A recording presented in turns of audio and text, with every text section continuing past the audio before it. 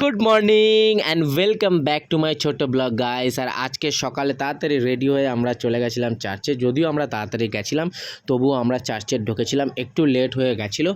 আর এটা ছিল প্রথম সপ্তাহ, ঢুকতে না ঢুকতেই আমাদের বিভিন্ন লোকেদের সাথে কথা বলতে হচ্ছিলো। আমি কথা বলছিলাম ডিসকাশন রিগার্ডিং ক্রিসমাস, কেননা আমাদের ক্রিসমাস সামনে চলে এসেছিলো। কথা বলতে না বলতে শুরু হয়ে গেছিলো আমাদের চার্চ।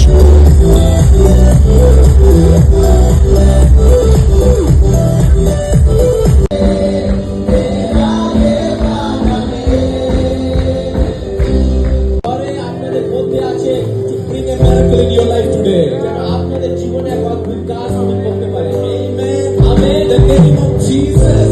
আর যিশুর নাম above every name. আর সমস্ত নামের নিচে the one আর চার্চে সুন্দর সময় কাটানোর পরে আমরা চলে গেছিলাম লাঞ্চের জন্য।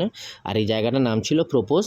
আর আমরা এখানে চলে গেছিলাম, আর এখানে আমরা লাঞ্চ করেছিলাম সেদিনকার। আর জায়গাটা ছিল খুব সুন্দর, অ্যাটমসফিয়ারও ছিল খুব ভালো, খাবারও এখানে খুব ভালো।